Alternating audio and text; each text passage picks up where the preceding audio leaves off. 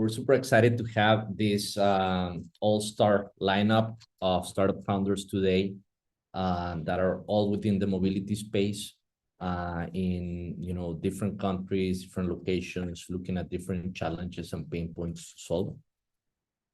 So the first startup founder I would like to introduce is Fernando Lemarroy from Conargo. Fernando, are you ready? Yes, Frank, I'm here. I'm ready. Great. So just to to mention a bit of the logistics for the pitches, we will be doing a 4-minute pitch plus 2 minutes of Q&A. Okay. So I would like to invite the audience to send out those questions or to raise their hands as soon as you have the question ready, so that by the time that Fernando and the next founders are done with their pitch, then we have the questions already lined up for them. All right.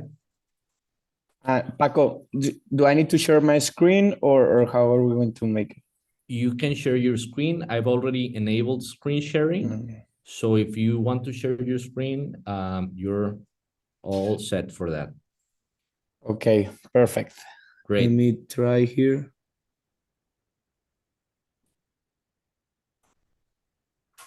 Are you guys watching my screen? Yes. Okay. Okay, perfect. So before starting the 4 minutes, I just want to say to the panel, the people that came and shared their thoughts, that I actually admired a lot of Nuevo Cargo milestones. And it's kind of like why I started Conargo like 2 years ago. So probably it's gonna fit in with that thesis. Okay, so Paco, you tell me when. Take it away. Perfect. Okay, so Conargo, it's solving a very important problem. We have validated this problem with 200 interviews and five paying customers. And it's that 80% of manufacturers companies are seeking constantly new carriers. The three main topics or problems they have, it's the limited availability of transportation units, the very limited price options also, and sometimes it's only poor customer service, and that's a problem for them. So our solution is the first Mexican hands-free tech-enabled logistics service.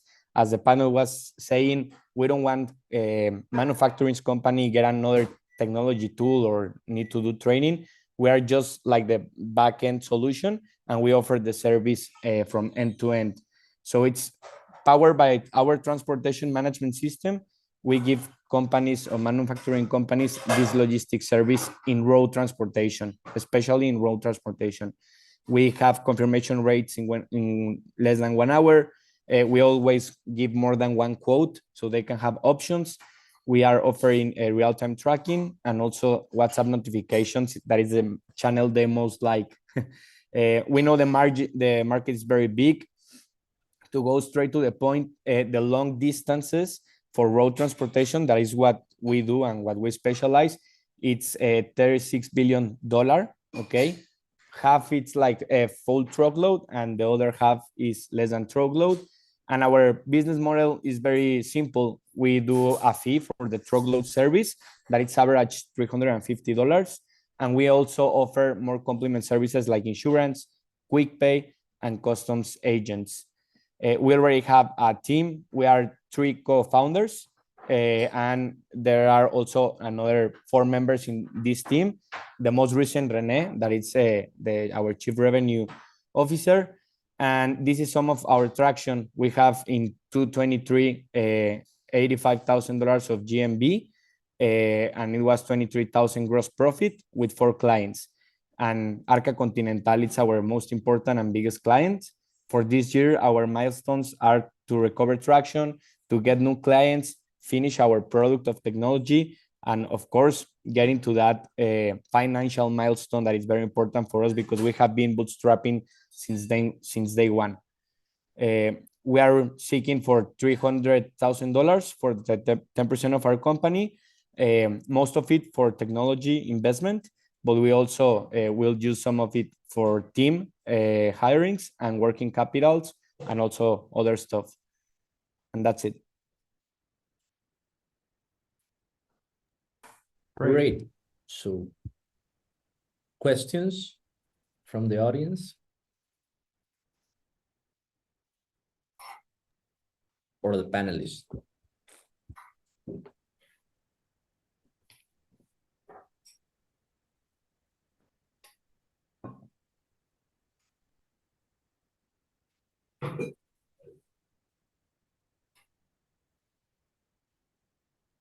Gianmarco from Suru. I have a question for Fernando. Yes, please. Hi, Fernando. Which do you think is the principal competitive advantage in tech of Conargo right now? So we are betting for seamless logistics, right? So our principal advantage is the technology. It's just for internal purpose, and all the benefits we want to give to the companies are invisible, if you want to see it that way. I think that's one. The approach we are having is one of our differentiators, and also that we are trying to give all this experience in WhatsApp, because we know, and we have been a lot of time in logistics, more my partners than than myself, but they still want to use email and WhatsApp. So we don't want to be friction. We just want to add value. And I think those two kind of approaches are our difference. I don't know if that answered the question. Yeah, thank you.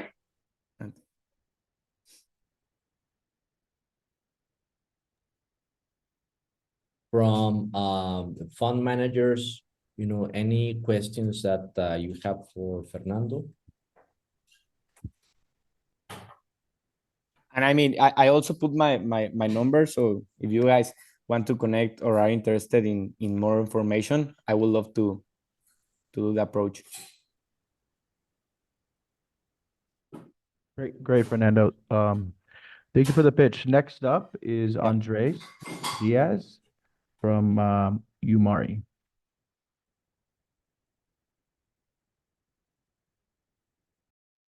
Awesome. Thanks. Let me just share my screen here. Hi, everyone. It's good to see some familiar faces, and the panel before this was amazing. So it's really cool. And Conargo, I just added you on LinkedIn. It's really cool you're building. All right. Okay, so we are building Umari, which is an all-in-one manufacturing partner for US businesses. We're a cross-border B2B trade platform. My background, so before building Umari, I led the arrival and growth of Alibaba.com in Latin America for about 4 years. And something that we started seeing in the platform, that was 30% of the buyers in Alibaba.com were Americans.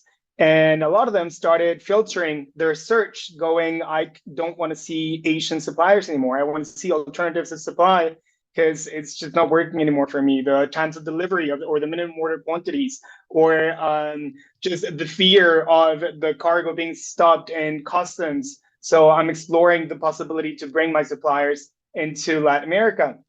But unfortunately, weird enough, there has never been a platform that allows for cross-border B2B trade in Latin America. And so I tried for 4 years to have our Latin American suppliers and factories jump into Alibaba.com and use that platform to trade to the world. But it was just, we could not use a platform that was built in 1999 to bring Chinese manufacturers into the world trade market and now use it to bring Latin American trade factories, because the Chinese have been using it for 25 years, and it's taken them 25 years to digitize and professionalize their export offers. So we needed to offer something else, and that's why we started building Umari. I left Alibaba in December 2022, and we started racing for Umari. And what we do is pretty easy. We do the whole process. So OEM, ODM, product development. So an American company comes to us, tells us what they were doing in Asia, and we'll do the factory selection, the factory audit, product development, samples, quality control, safe transaction. We'll be the exporter of record, we'll be the importer of record, and we'll deliver the products right in their warehouse in the US, wherever they are. If it's not in the US, if it's anywhere else around the world, then we'll leave it CIF in the port of entry. So we don't charge abusive commissions on the suppliers, which has been a huge problem for Latin America in the past. We rather charge a markup of the suppliers' prices, and it's normally between 10 and 15%. We're also charging IVA, which we are going to get back. So actually, our margins are 15 to 20% really. And we're staying within our buyer's target purchase ordering. There's 4 co-founders here. So it's me, Daniela Camargo, who comes from Merama and Walmart. I don't know anyone who knows how to move more products in and out of Latin America than her. Tali Oppenheimer, that comes from Luminoso. He's our brilliant CTO. Sergio Masi, who was in Alibaba with me, and I brought him to Umari. We raised our round, so we closed our round of $2 million at a $10 million cap in June, launched an MVP in August, started transacting in October. At the beginning, we were horizontal and we decided to focus on one vertical to just really understand the space.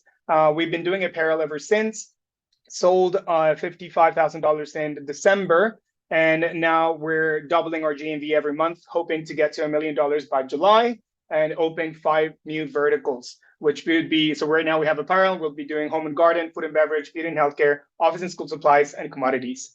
And that's us. Thank you, Andres. Any questions from the panelists?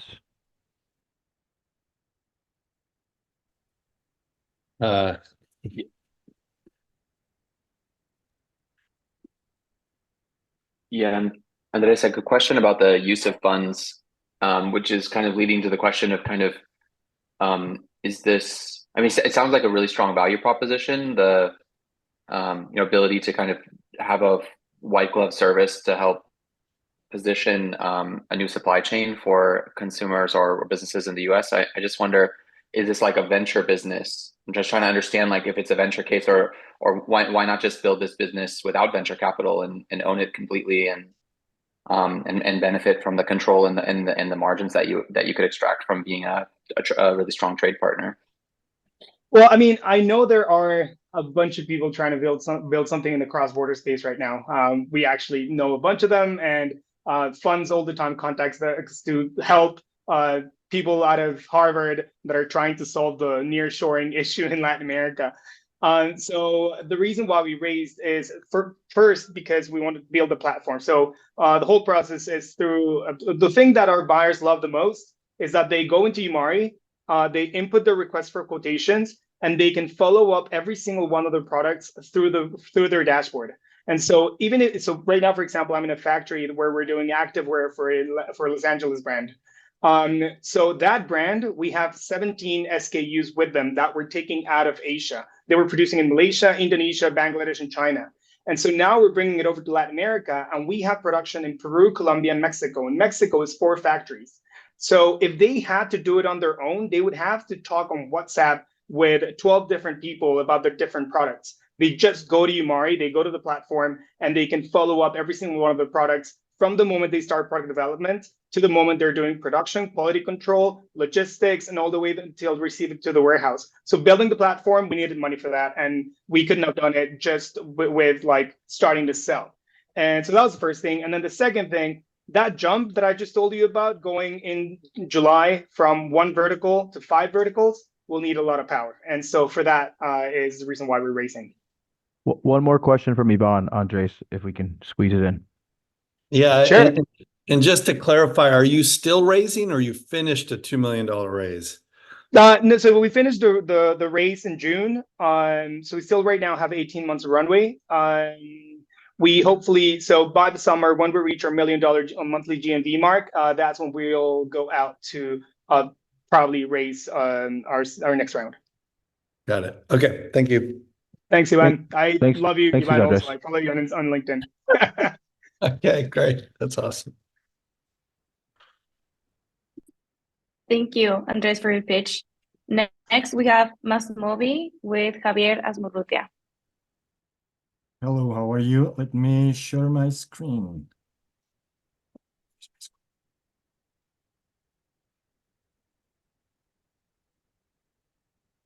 Oops.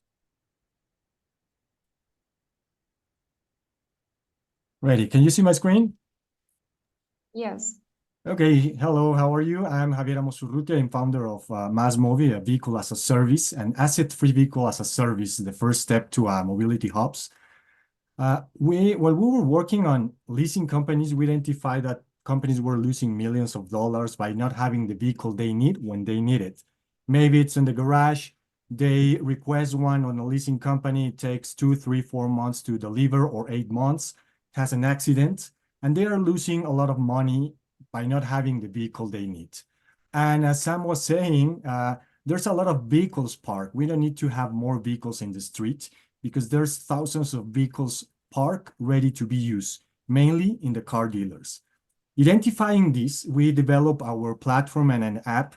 So our users that are mainly companies, we are B2B, can reserve any vehicle through the app, through a subscription or on demand, and they can reserve any vehicle and use it in less than 45 minutes. What we create here is not just the platform, but the business model, and it's a win-win doing share economics. We are using third-party vehicles that are the car dealers' vehicles. This is because sustainable mobility must be shared mobility first. The dealers put the assets, they already have the infrastructure, and they are getting 80 to 90%. And we have the subscription on demand, and now we are developing the software as a service with a white label with other partners we are growing with. The market of mobility is huge. We're talking about in globally, it's more than $180 billion.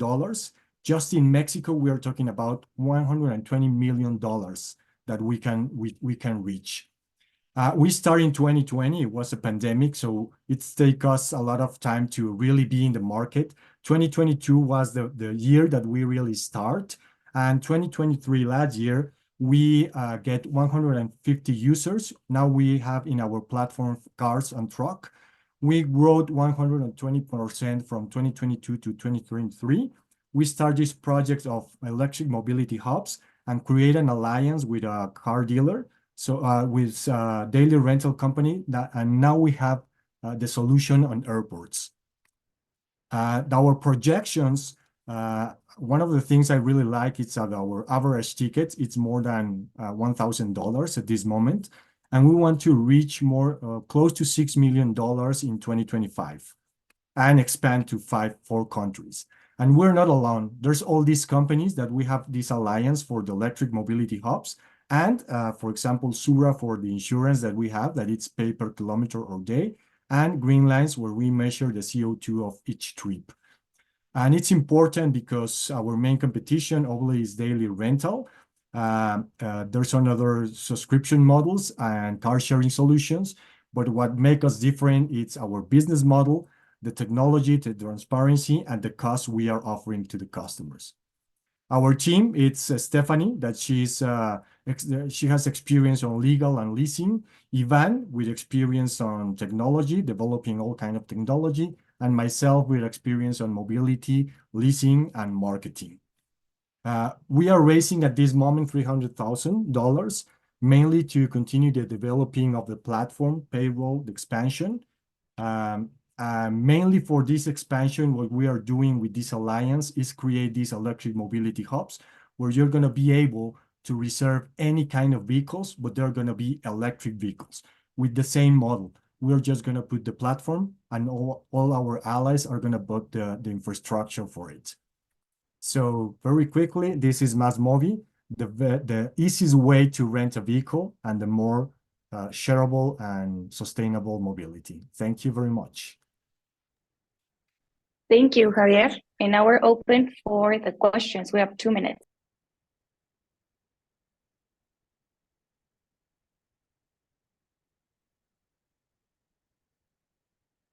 I'm often using Get Around. What makes you better than Get Around? The main difference of all these car sharing solutions is that they are buying the vehicles and putting on the streets. So for example, well, there's another, for example, Get Around here in Mexico is doing a relationship with daily rental companies. But at the end, it's they're using the same prices as the daily rental companies.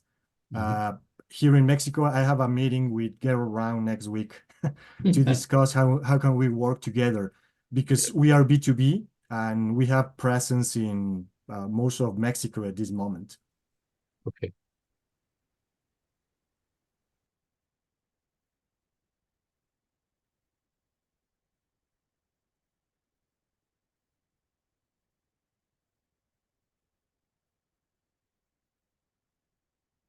Another question?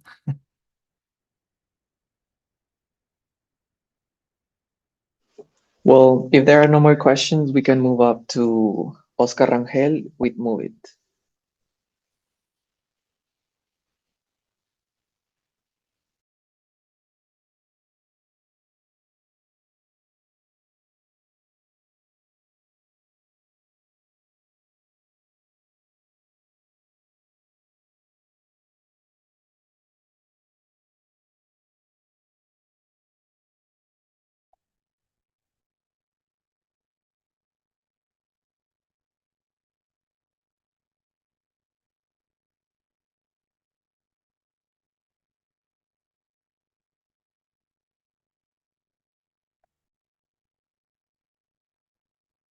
Hello, everyone.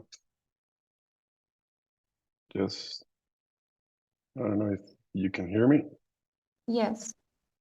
Okay, just wait a second, please.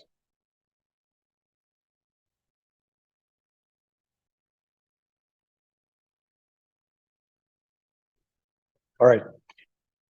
Hello, I'm Oscar Rangel, co-founder and CEO at Moveit, the logistic ecosystem for the supply chain. Transportation as we know it is highly fragmented. In Mexico, micro and small transport companies constitute the staggering 97% of the total business in the industry. They represent not just numbers, but individuals and families striving to make a living while contributing to our economic tapestry. Meanwhile, companies that need services struggle to manage a large number of carriers to meet their demand.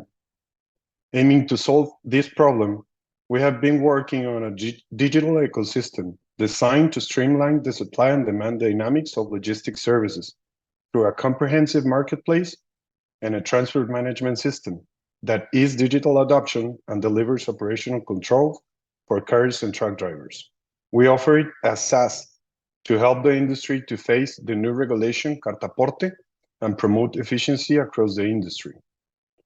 Through our marketplace, we provide last mile, local, and national freight services with an average margin of 15% of its value. The software as a service, it's in beta stage with monthly subscription fees at $17 per user. There are different companies and startups on a similar path. However, we are the only ones in Mexico integrating a marketplace with a TMS. The market is vast. Just considering the three main Mexican cities, according to INEGI in 2022, CDMX, Guadalajara, and Monterrey contributed with $19.7 billion to the GDP. By helping the carriers across the industry, we will earn their trust and they will join our community, allowing us to satisfy many customers. Back in 2019, I joined the Move It Mexico project, reshaping the focus from B2C to B2B. In 2020, we began the transition with our last mile service, closing HEB as a customer. And I'm pleased to say that we have retained their trust. By the end of 2022, we started with our national freight service, which opened doors with clients like Grupo Verdes, Krug Dr. Pepper, Nestlé, among others. Last year, we grew 80% despite having limited access to working capital because we're bootstrapped. We are a team of 13. A CTO, Daniel Contreras, brings solid experience to custom software development for various industries. As co-founder, angel investors, and board members, we have Gibran Calderon, VP of Construrama Blanquita, and Abraham Ibarra, Director of Digital Transformation and Icon. And myself, former CCO and COO at Red Express, a Mexican parcel and LTL company. We are raising our seed round for $2.1 million, and we will use to increase our current operation and launch cross-border services. Therefore, 60% will go directly to prompt payment for our carriers, 25% to strengthen our team and attract talent, and 50% for brand positioning. With this investment, we expect to reach break-even point in the next 9 months. We are fine-tuning to an exponential growth. So if it sounds interesting, take my info and let's move it. Thank you.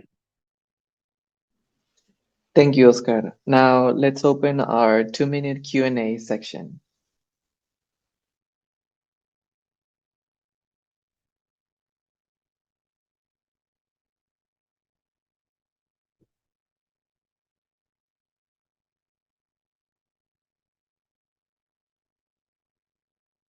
Any questions?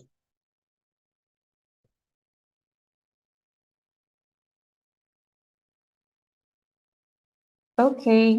Would you like to Yes. call this something like a digital twin for logistic processes? Yes, we have a marketplace for customers with high demand and also a transport management system to assist truck owners and small carriers to comply the new regulations and also to be more efficient. Mhm. Okay. Thank you. Thank you for your question.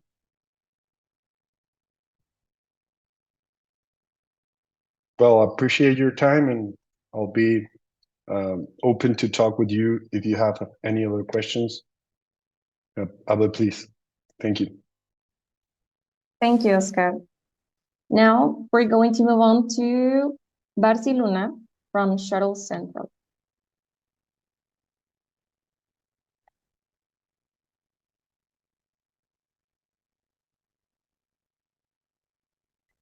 Thank you. Let me know if you already see my screen. It's loading.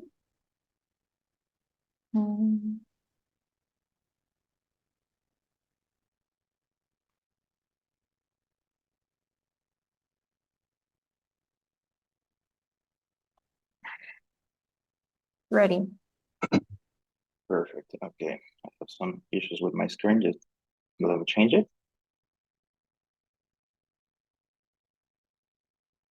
It's good. Okay, very well. First of all, thank you for having me. It's a very big pleasure to be here and showcasing my startup. So in Shuttle Central, we are trying to help companies to figure out a new way to sell airport transportation for passengers that are traveling abroad. Without owning a single vehicle, we are able to transport right now 30,000 travelers from their airport to their last mile successfully without any inconvenience. And how we do it?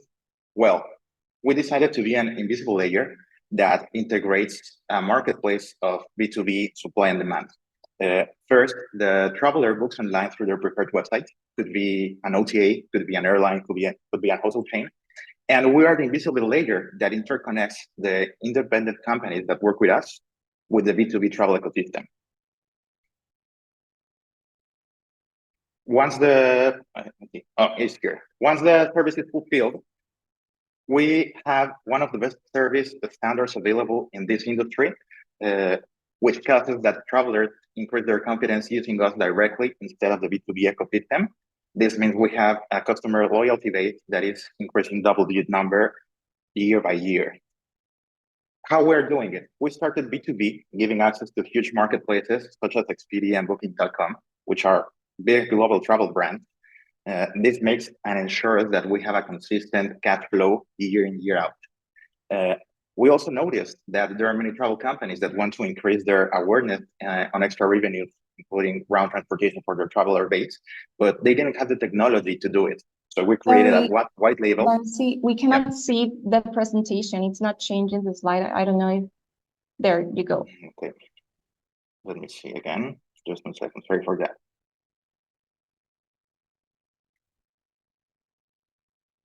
Now, yeah, 3 revenue streams, 1 powerful brand. Yeah, got it.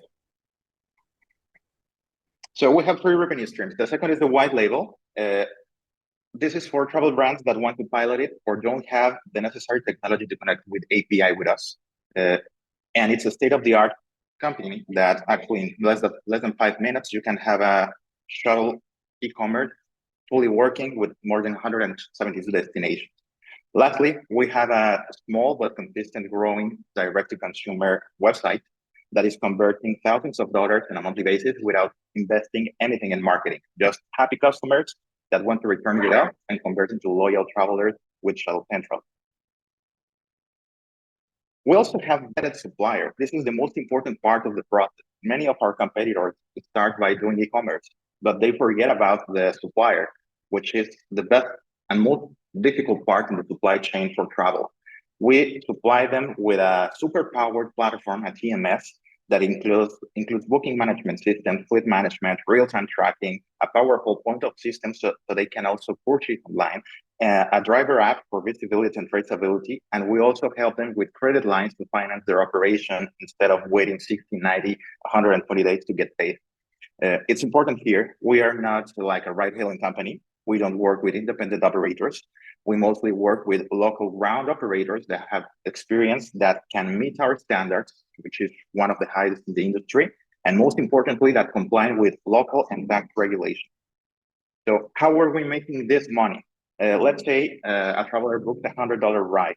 If they book through a marketplace, we basically keep 14%. It's a low margin, very competitive landscape, but it gives us a high leverage with thousands of daily bookings.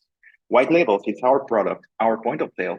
We keep a larger amount of money and we commission 15% for every transaction that goes through from the affiliate. And the best part is our D2C. It's growing a lot. It's giving us the highest margin, one of the highest in the standard of this industry, between 20 to 25 is the standard. We have up to 40% take rate, which is proving that this is a sustainable, profitable business model. One thing that, well, from year to year, we expanded our destinations, our coverage, and our pricing. So we get to 1.2 million in ARR just in 2023. And in December, we hit 15% annual EBITDA, which makes us really good for investment, for opportunities, and for expanding our operation. Why I'm saying it? Because with business intelligence and with the APIs we have connected. Time is over.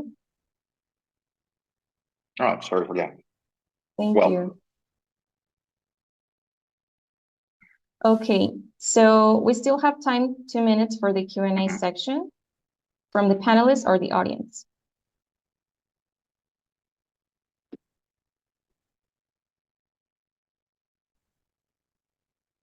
What's your pricing model like on the marketplace? Are you doing a reverse auction to fleet owners that are on your platform, or do they sign up in advance for a set fee? How does that work on a per ride basis? It's actually a transactional business model. We're trying to pivot as well as to a model of a SaaS for drivers. However, it doesn't grow that much as a transactional business model. So we have a take rate for 15 to 25% for each completed ride that we collect, and they pay to the supplier once the service is operated fully with the standards that we require. Gotcha. Thanks.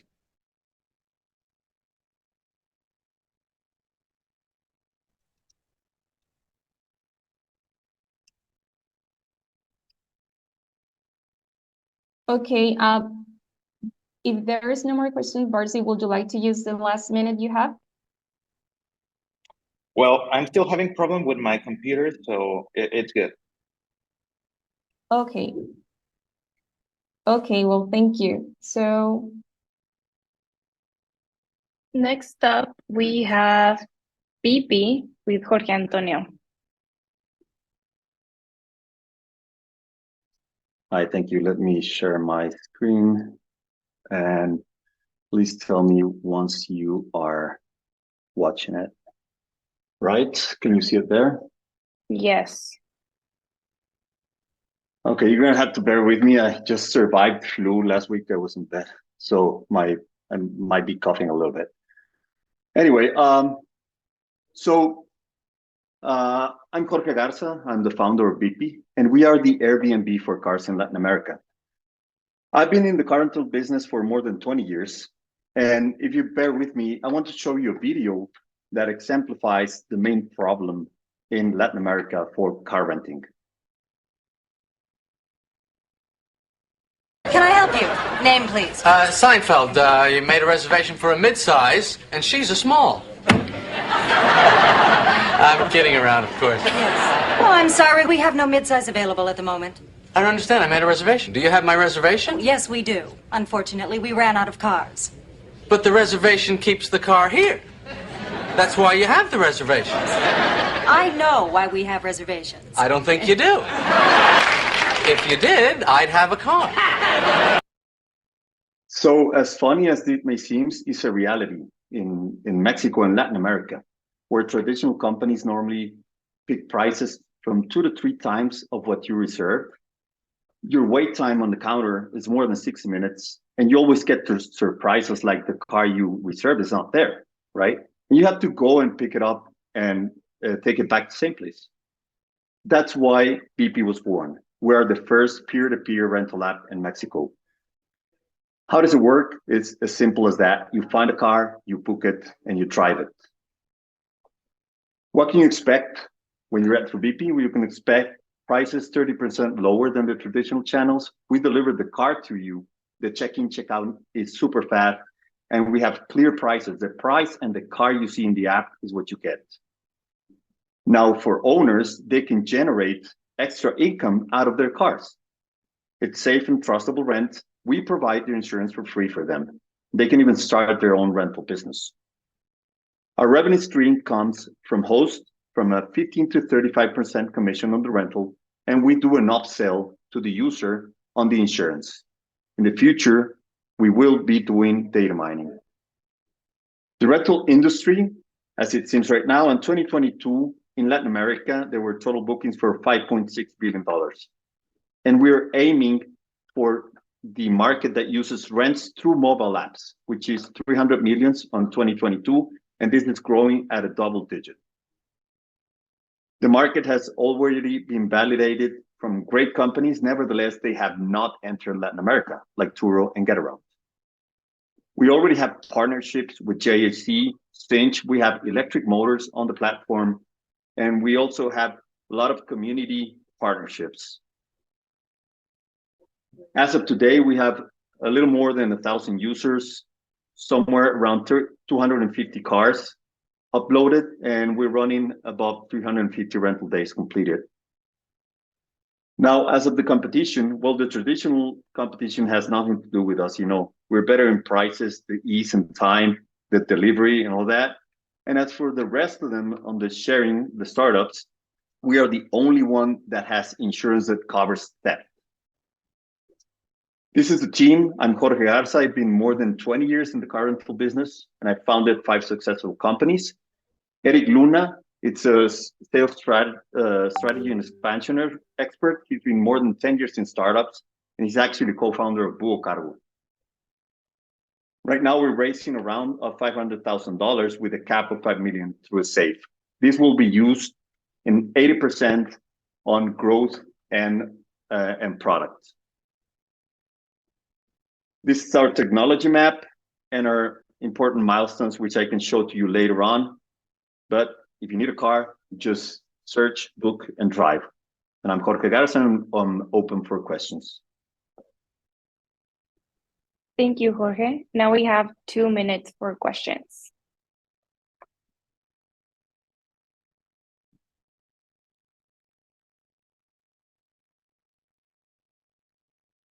One at a time, please. Jorge, we had invested in a similar business called Carengo, and we sadly failed. I think like we learned that every transaction had some potential incidents, and those incidents ended up making our unit economics very complicated. So I'm sure with those rentals you've learned a lot. What can you think of those incidents, and how do the unit economics look like? Incidents, you mean as of insurance things or? We saw a little bit of everything. You mentioned you have insurance for some of them, but we've seen people being late, the car, you know, like the owner thinking that they stole something from their car, or they changed a piece. We have a system of 4 different filters to filter our users, and I know it's a big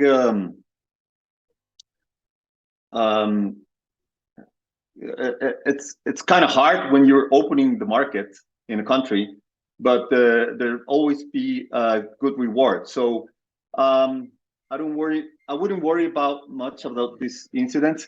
I know Carengo owned part of their fleet, if I remember right, at that time, and that's a big issue. And the other thing is that they basically move through web pages instead of direct apps.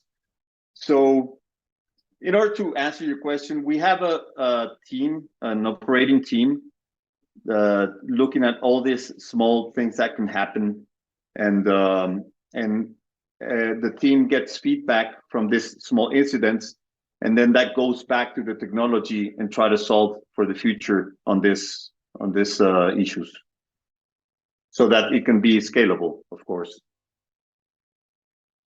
Super. Thank you. Yep. Thanks, Jorge. Next up, thank you, guys. Will be Jose Gabriel with Parkio.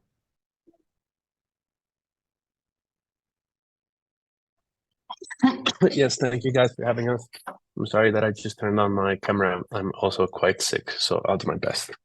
Here we go. All right. Let me know if you can see my screen. Yes. All right, awesome. Hi, so my name is Jose Gabriel Mijares, and I'm here today to introduce to you Parkio. I'm going to kick off this presentation by sharing 3 facts with you. So the first one is we have highly dense cities. They have more parking spots than cars, right? The reasons for this are outdated zoning laws, not so much public transportation infrastructure, planning for peak demand, etc. Another fact is Mexico City has over 6.5 million parking spots and just 5.5 million cars.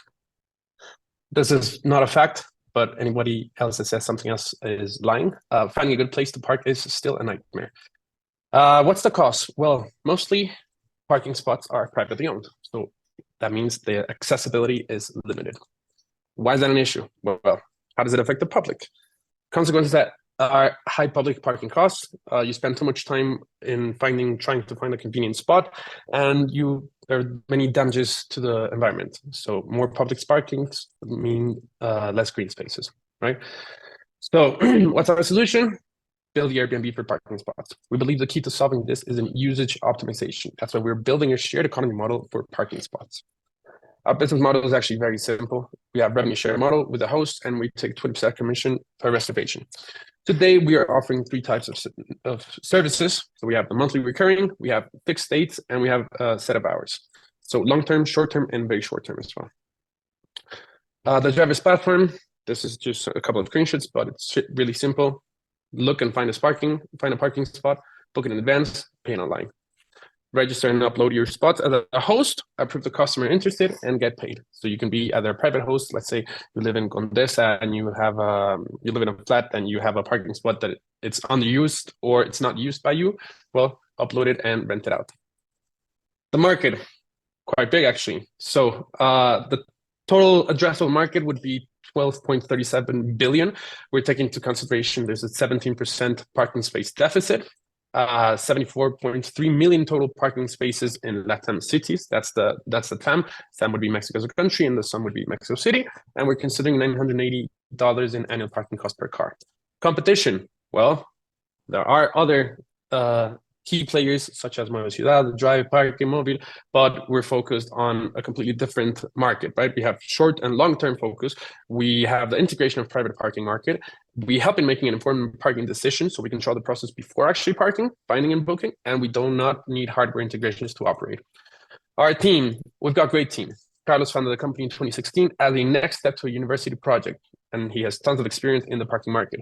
He currently acts as the COO. Antonio is an entrepreneur with tons of experience in growth, and he sold his company and became CGO of OLX Autos. Myself, I'm the co-founder and CEO of the company and come from a tech and engineering background, through which I built a software development company, and we have key believers. So why now? Just a quick look at the numbers. You can see how we're doing. Proof of concept in 2016, Carlos focused on finding product market fit. After that, the company managed to have good market penetration in long-term area, but then COVID came and the market shifted completely. And then I joined the team as well as Antonio, and we're helping to build a new digital platform, and we're all well on track to scaling the company. Some key data, we have a high NPS score, very high actually. We have a 91% average annual growth. We did $135,000 in GMV last year and have made a total of 750,000 GMV in our operating years, even including the COVID. The unit economics, I'm not going to go into detail because I don't think I have much time. So now then, what's the plan? right? 2024 to 2025, we want to focus on Mexico City, optimize product occupancy and usage, focus on conversion rate optimization, create referral program, increase mass exposure, and improve short-term rentals experience. After that, we're focusing on other Mexican cities, then LATAM cities. And what are we looking for? $1 million for 24 months of financing, and that's the target GMV to reach in 2026. There we go. I think just in time because I heard the sound. Thank you, Jose. Any questions?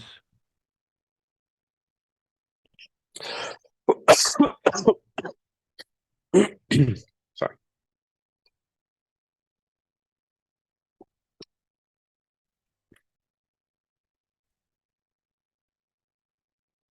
I had a professor at university that said, no news, good news. So I hope that was very clear for you guys. If you want to use the extra time to show the unit economics, you can go for it, or we can move on to the next. Awesome. Yeah. Just unit economics are actually very interesting in our business case because, as you can see, we have high. I mean, obviously, all of them are roughly 20% commission, right? You have to take into account that we also have like Stripe commissions or Spay transfers and what have you, right? But you can see that there's a big potential in the three areas that we're focusing on, which is the monthly reservations, short-term reservations, and the fixed hour reservations. Obviously, there is a higher, if you were to focus on fixed hours, like any parking, right? The unit economics for the hour is bigger in the sense that if you went to put that into a monthly, obviously you can obtain more from that, right? But what we've done is we've cemented our position as long-term rental parking solution. So people are using actively our platform, and with that, some other verticals have come to us organically, right? I guess that's So if you guys are interested in joining us, I'm going to leave the contact details in the chat. And thank you, guys. Thank you, Gabriel. And now for the last presenter, we will have Pamela Villarreal from the OTIF team.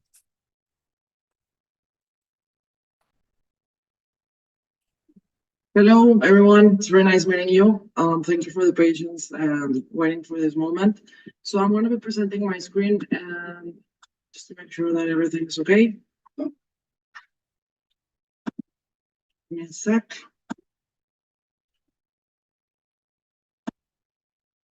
There it is. So just let me know if you can see it. We can see the screen now.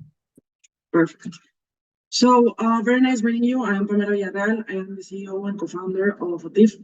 OTIF, as you may already know, means on time in full, and that is what we represent. So basically, we are integrating all of the supply chain. We have offices in Mexico, USA, and China. The idea came from my own necessity. I was working for British American Tobacco, and at the moment, I started to a supplier. I wish that I had like a booking.com for shipments. And he thought it was a great idea, and jokingly I said, one day I'm going to do it. And the day has arrived. So talking about some points that you discussed later, before, sorry, is these different problems that the transportation industry has, which is customization, price and capacity, reliability, invoicing, digitalization, and having ambidextrous capabilities in between tech and logistics. So that is basically the problem that we have already solved. It's a logistics marketplace, which is also called the super great logistics. What booking.com did for the travel industry is what we are doing for the logistics industry. So the different logistics services that we offered are mostly the ones for transportation in the supply chain, which is container loading inspection. We have offices in China and a team that already does that, sea freight, road freight, air freight, a GPS that tracks temperature, also vibration, shock, and some other important information that the user wants and needs to help them make good decisions. So the founders is my CTO, Antonio Cardenas, who worked for fund companies like Google and Meta in cybersecurity, artificial intelligence, and machine learning. He has been helping us develop these crazy ideas and solutions alongside the rest of the team and myself, which I have more than 15 years experience in international commerce, especially Asian markets, and mainly logistics, which is really a passion of mine. So traction, we started operating 1 year ago. We have more than $5 million in revenue. We've only been bootstrapping. We started with $2,000. We are very focused on the problems that the clients have, and that's why they've been choosing us and helping us provide these different solutions with tech and also logistics services. And that's mainly it. We can operate from anywhere in the world. We've been operating mainly, as I mentioned before, in China, Mexico, and the US. But if you need anything like in Vietnam, bringing it to Mexico or the US, we can also do that. And as I said, we are unifying the supply chain. So what we invite you to is to join the movement, to join OTIF as an ally, as a user, as a client, as a supplier, or maybe just bringing ideas in. We haven't raised capital yet. We are going to be raising capital very, very soon. We're going to be opening a round, and we are always open to listening to ideas or anything. So thank you very much for your time. Thank you very much for sharing this space. Thank you, Pamela. So any questions for Pamela?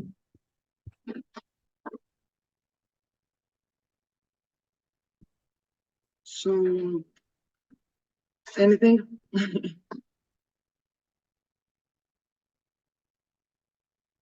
All right. Okay. Great. Perfect. So, thank you. Sorry, I think it's impressive that you did all of this with little money. How much money do you want to raise, and how big is your team? Thank you. I really appreciate your comments. Honestly, it's been the team. I am just bringing these different ideas and executing, but also with the rest of the team. So I'm very grateful for them, and especially our clients that have given us the trust. We are open, to listening to different options. We have already evaluated the company, and at this moment, we're just like listening. And later on, probably we're going to be deciding on a number.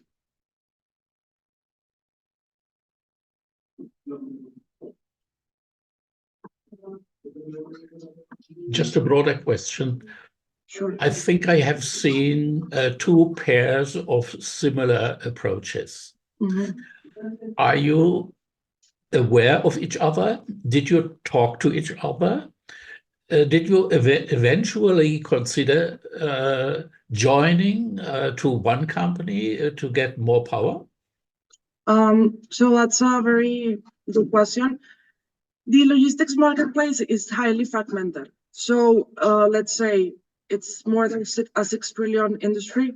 And let's say that DHL, that is one of the main competitors, or I would say players, has a 10%. So I always say like the sun shines for everyone. There's many complex problems, and there's many companies who are trying to address this.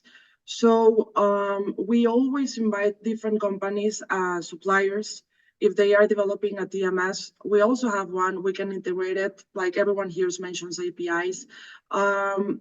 It doesn't mean necessarily that we need to be the same company, but we can also work together as suppliers or as an allies. And I hope this answers your question. Thank you.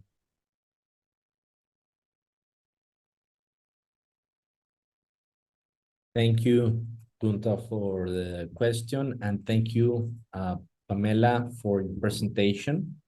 Thank you. And that marks the end of our program today. And so I would like to thank everyone who took part in today's call, the panelists, the founders in the pitches, and all of the audience members who were just listening or presenting their questions to the participants.